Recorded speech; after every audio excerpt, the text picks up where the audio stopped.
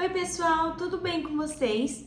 Sejam bem-vindos ao meu canal. O meu nome é Miriam, eu tenho 29 anos e hoje eu vim falar um pouquinho para vocês sobre fístula retovaginal. Se você não me conhece nem me acompanha nas redes sociais, eu sou paciente crônica, eu tenho doença de Crohn, que é uma doença inflamatória intestinal, e eu falo um pouquinho mais sobre a minha rotina lá nas minhas redes sociais. Vamos lá?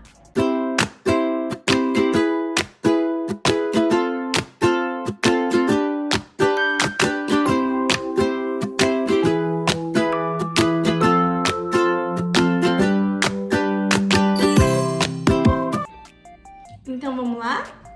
Fístula retovaginal. Justamente por eu falar bastante sobre esse assunto nas minhas redes sociais, é impressionante o número de mulheres que chegam no meu perfil e comentam que infelizmente estão passando por esse processo e que tem vergonha de conversar porque realmente é um assunto muito delicado. Então, de antemão, eu já vou avisando que esse vídeo não vão ter meios termos. Você é uma pessoa que ainda tem muito tabu sobre os nomes que nós damos aos nossos corpos e as nossas necessidades fisiológicas, pode ser que esse vídeo não é pra você. Agora que ficamos só quem realmente se interessa e que talvez infelizmente esteja passando por isso, eu vou dar continuidade ao nosso assunto. Bom, como aconteceu comigo? Eu sou paciente crônica, como eu já disse para vocês no início do vídeo, e infelizmente um grande número de pacientes crônicos que tenham doença inflamatória intestinal, na maioria das vezes, em algum momento vai se deparar com a fístula. No meu caso, como eu notei que talvez eu teria uma fístula? Bom, eu comecei notando uma passagem de ar pela vagina e posteriormente secreção, alguma coisa. Bem, vamos começar explicando o que é uma fístula. Fístula é uma comunicação anormal entre dois órgãos. No caso da fístula retovaginal, é uma comunicação entre um músculo do ânus e alguma passagem ali na vagina.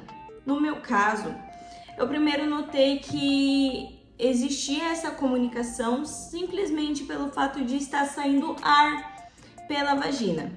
O que várias mulheres relatam que sentem esse incômodo às vezes.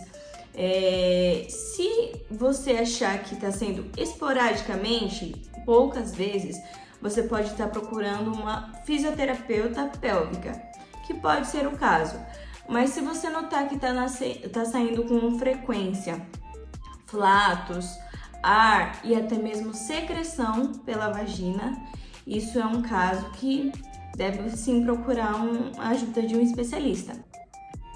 Abrindo aqui um parênteses, gente, que não são só mulheres com doença inflamatória intestinal que podem apresentar fístulas. Eu conheci pessoas que não são pacientes crônicas e que tiveram sim fístulas, tudo bem? Então, notou que está saindo um ar, uma secreção por onde não devia, já liga um alerta e procure um especialista. Tá legal? Vamos lá. Eu notei que isso estava acontecendo. Mas eu relatei para os meus médicos, mas devido eu ser uma paciente crônica, eles não deram muita importância e aquilo foi se agravando.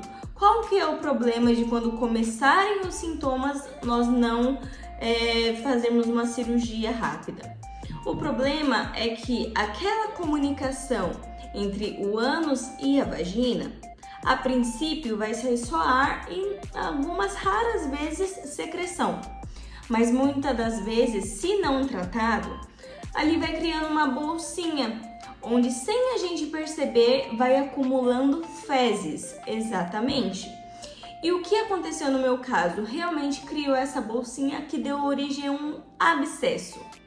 Um abscesso enorme, extremamente dolorido. Ele ficou inchado ali na parte da vagina mesmo, no lábio próximo ao lábio maior do lado direito. E aquela bolsinha foi crescendo, foi crescendo, foi crescendo, chegou ao ponto de que eu não conseguia andar, não conseguia usar roupa, porque estava extremamente inflamado. Logo após eu começar a usar os antibióticos, que sempre que tem um abscesso os médicos receitam para nós antibióticos, aquele abscesso deu origem à fístula. E aí foi onde começou. Aquela fístula que a princípio só saía ar e poucas vezes saía secreção, começou a sair fezes. E aí onde está o pior e o principal problema de uma fístula retovaginal. A partir daí, eu comecei a sentir dores inexplicáveis e imensionáveis, porque o nosso corpo ele não é preparado para isso. A nossa vagina é um lugar que não tem nada a ver, embora seja próximo ali do ânus, não é feita para isso. Além das dores, a preocupação de uma sepse, que é uma infecção generalizada. A partir do momento em que as fezes estão indo para um lugar onde não é preparado para isso, pode sim acontecer uma infecção generalizada. Foi então que eu, procurando a minha equipe médica para falar dos meus sintomas, infelizmente nós ainda vivemos em um país onde o que nós falamos nem sempre é levado a sério pelos profissionais de saúde. E foi o que aconteceu comigo. Devido eu ser uma pessoa da área da saúde também, eu sabia que aquilo era uma fístula. Cheguei no hospital onde eu faço tratamento, eu falei, olha, eu tô com uma fístula, tá saindo fezes por onde não deveria. E a médica simplesmente olhou pra mim e falou assim, mas como você sabe que você tá com uma fístula? Você não fez um exame, você não tem nada que comprove? E o que eu ia falar? Realmente, não tinha nada além da minha palavra e do meu pouco conhecimento para provar que sim, eu estava com uma fístula. Foi quando eles pediram para eu marcar uma ressonância magnética, mas infelizmente o meu caso se agravou muito rápido. Foi onde, por conta mesmo, já que o meu tratamento é pelo SUS, e inclusive foi uma das poucas vezes que eu não tive assistência, porque mesmo sendo pelo SUS eu sempre sou muito bem atendida, muito bem recebida, mas dessa vez não dei muita sorte. E foi onde nós, por conta própria, fomos procurar um cirurgião especialista, um gastro, e por conta nós achamos esse médico que é muito bem indicado aqui em São Paulo, e nós passamos em uma consulta particular. E ele falou pra mim, olha Miriam, o seu caso é grave, não tem nem condições da gente pedir uma ressonância magnética, porque uma ressonância magnética do abdômen, da pelve, não me lembro muito bem agora, uma ressonância para ver mais ou menos aonde estaria essa fístula. Teria que ser feita um preparo intestinal, mas eu não tinha condições, porque o volume de fezes que estavam saindo pela fístula já eram muito grandes, não era mais pouquinho. E assim, gente, foi uma época extremamente dolorosa. E inclusive foi esse período delicado que me moveu a vir falar desse assunto nas redes sociais, porque é um assunto muito delicado e muito pessoal. Então, justamente por isso, nós não encontramos muitas pessoas falando disso. Eu encontrei uma ou outra pessoa falando disso nas redes sociais. E quando eu comecei a falar sobre isso lá no TikTok, eu vi a quantidade de mulheres assim, gente, é impressionante. Eu abordo o tema maternidade, mas por eu falar desse assunto, a quantidade de pessoas que vêm me falar sobre isso e que estão sofrendo é muito grande. E eu fico muito chateada de saber que existem pessoas que estão passando pelo que eu passei. E justamente por isso eu vim falar pra te falar que vai dar certo. Eu vim pra falar pra você que vai dar certo, que vai passar, que eu sinto muito pelo que você está passando. Lamento de coração, mas que vai passar, tá bom? Vamos continuar. Voltando à história, foi quando nós encontramos pra mim foi um anjo na minha vida, né? Ele falou, olha amiga, não tem a menor condição de você fazer uma ressonância magnética, e é nítido que isso aqui é uma fístula, é nítido, gente, eu não consigo, assim, é deplorável a situação, é deplorável. Eu cheguei no escritório desse doutor, me sentindo o pior dos seres humanos na face da Terra. Se você, infelizmente, já teve uma experiência com fístula retrovaginal, você sabe do que eu tô falando. Nós não nos sentimos bem como mulheres, não nos sentimos bem como pessoa, porque, assim, é o corpo fazendo um caminho totalmente inverso. E aí foi onde ele me deu um encaminhamento para fazer a cirurgia ali na mesma semana. Agora é a hora que eu vou falar com vocês sobre a cirurgia. Bom, a cirurgia, ela foi às pressas, foi de emergência. E o que acontece quando a gente tem uma fístula? Depende, nem toda fístula tem a mesma altura, né? Então, o que é feito nesse caso? A primeira cirurgia, ela é feita no meu caso, tá, gente? Existem dois tipos de cirurgia. A que já fecha e a que deixa aberto para sair toda aquela inflamação para depois fechar. Eu pesquisei bastante sobre isso aqui no YouTube e eu vi a única moça que eu encontrei falando sobre isso, a cirurgia dela foi fechada. Qual o problema da cirurgia fechada? Digamos que o seu dedo tá inflamado, tá com uma inflamação interna, seu dedo. E aí você vai e você coloca um band-aid em cima. Você abafa a inflamação. Não deu tempo de sarar, não deu tempo de cicatrizar. Infelizmente, essa moça contou aqui no vídeo dela que infelizmente fez um outro abscesso e ela precisou passar por uma outra cirurgia. Porque toda aquela inflamação que foi tampada aqui, achou outro orifício para sair. Infelizmente, isso é muito comum nas cirurgias fechadas. A minha cirurgia foi aberta e eu não sabia que seria aberta. O que aconteceu? Lá na frente, onde estava aquele abscesso, no lábio maior, do lado direito da vagina, foi feito um abscesso enorme, gigante. E qual a única maneira de sarar isso? Cortando fora. Tá tudo bem, tá, gente? Eu tenho minhas partes aqui inteiras, graças a Deus. Mas foi feito um corte para tirar toda aquela inflamação, uma limpeza. E foi colocado um fio de sedenho. Um fio de sedenho que ele tem, claro, duas pontas. É literalmente um fio, uma haste flexível, onde ele passa literalmente por dentro de um buraquinho. Assim, a fístula é um buraco, a fístula é uma comunicação que não existia.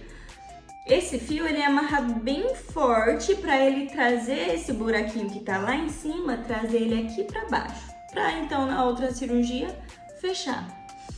E aí foi onde eu tive vários conflitos emocionais, porque ao mesmo tempo que eu estava muito feliz de não estar mais tendo aqueles sintomas que eu tinha, né, realmente o procedimento que foi feito imediatamente já cortou aquela parte das fezes estarem saindo por onde não deveria.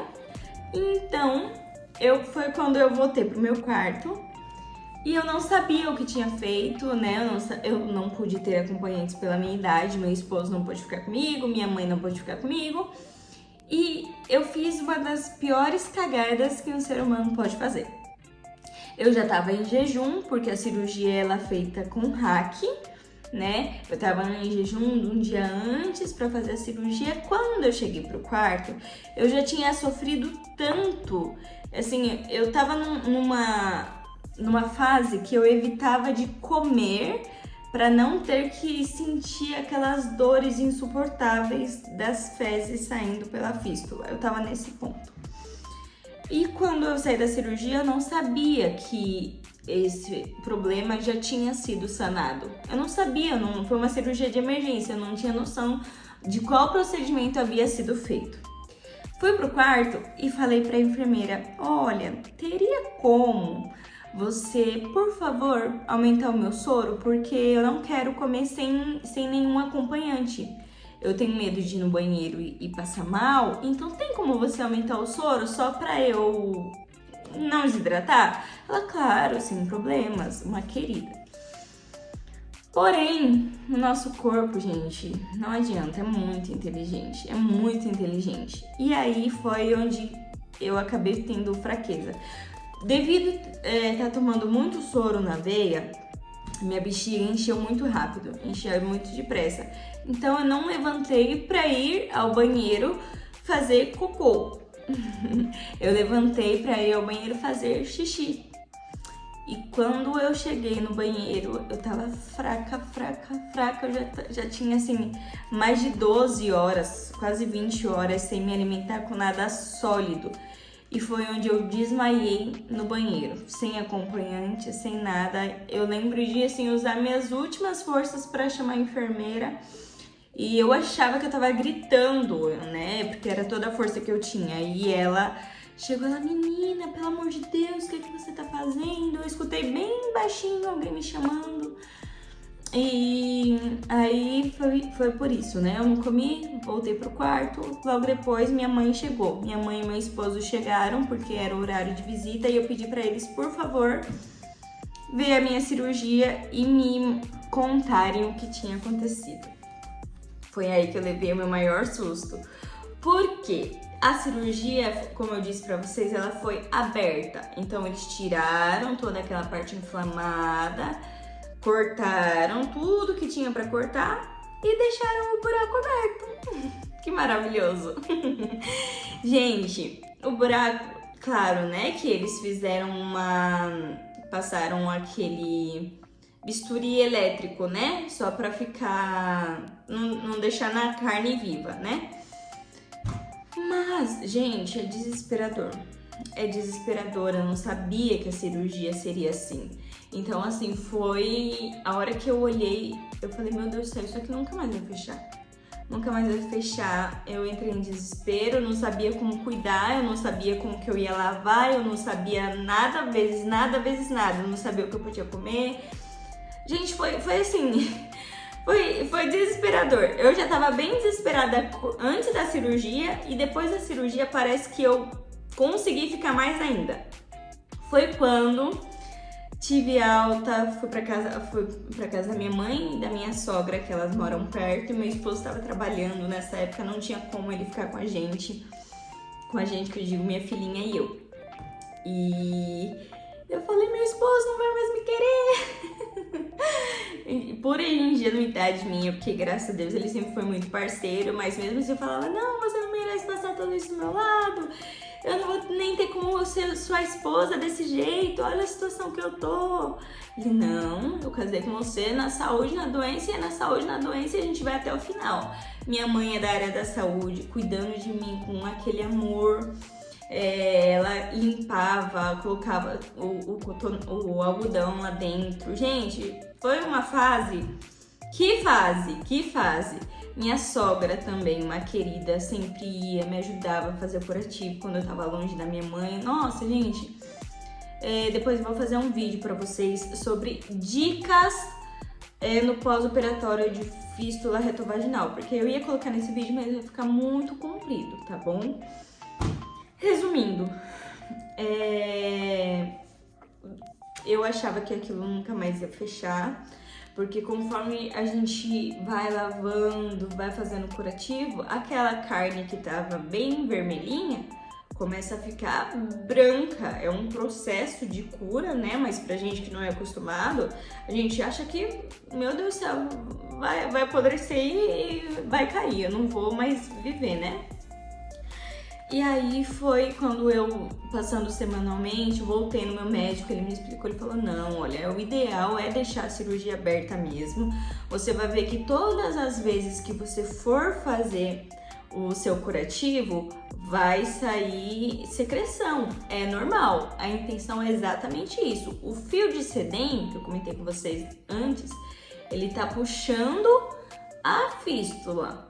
Com a fístula vai embora toda a inflamação, então é normal, o processo é esse mesmo. Bom, não tinha outra coisa a fazer a não ser esperar mesmo, não tinha outra opção, eu tinha que esperar e tinha que fazer tudo certinho. E aí, isso foi em outubro, mais ou menos, bem resumidamente pra vocês, não parece, mas eu tô resumindo. Eu acho que em dezembro já tava tudo fechadinho. Isso com todos os cuidados que eu vou falar pra vocês no outro vídeo, cuidados com a fístula, cuidados no pós-operatório, o que comer e o que não comer. Isso é muito importante, tá, gente? É de extrema importância. E aí, mais ou menos em dezembro, ali já tava fechadinho, né? E aí, quando foi março do outro ano, eu passei por uma outra cirurgia. Porque lembra que dava aquele fiozinho que eu falei pra vocês? Esse buraco que foi feito para tirar toda a inflamação, fechou. Mas ainda tinha internamente a fístula, que era ainda a comunicação, né? E daí, em março, eu fiz uma outra cirurgia para estar retirando esse fio de sedenho. Porque a partir do momento que o fio, ele a princípio, ele é colocado bem justo na primeira cirurgia, bem apertado para trazer para baixo a fístula mesmo. Com o passar dos meses, conforme ela vai descendo, ele vai alargando. Quando foi em março, tem alguns casos que o fio de sedenho, inclusive, ele até se solta sozinho.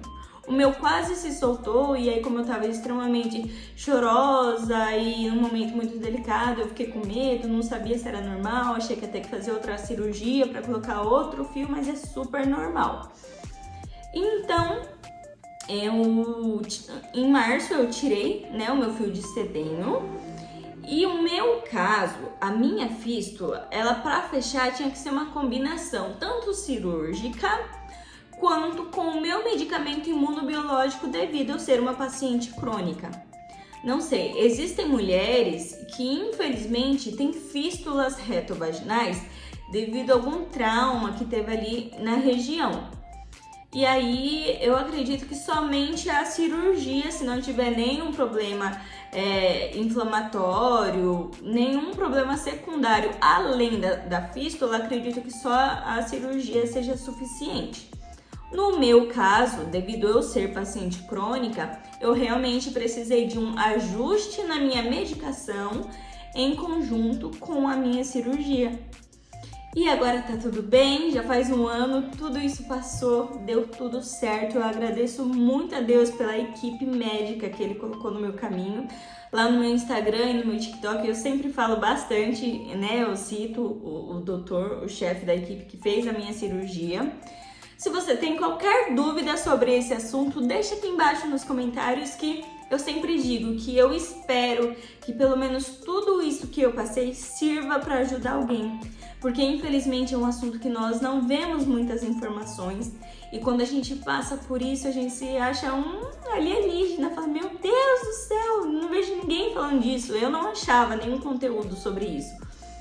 Então por isso eu coloquei a vergonha no bolso e vim aqui contar minha história para vocês, dizer que eu me solidarizo muito.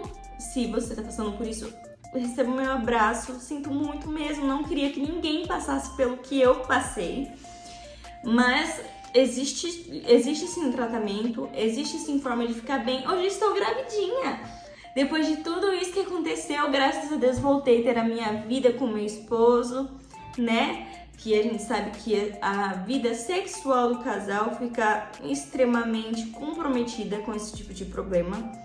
Mas depois dá tudo certo. Estou gravidinha de 5 meses e tá vindo uma princesinha aqui pro nosso reino. E é isso. Vou fazer um outro vídeo com informações, mas se você tem alguma informação adicional que você já quer saber, deixa aqui embaixo que eu coloco no outro vídeo. Tá bom? Deus abençoe. Um beijo. Me siga lá no Instagram, nas minhas redes sociais, que eu falo bastante sobre esses assuntos e lá eu posto mais coisas detalhadamente. Deixe seu like, se inscreva, isso é muito importante, ajuda muito o canal e o YouTube entender que esse assunto é importante para mim e para várias pessoas. Um beijo, fica com Deus, tchau!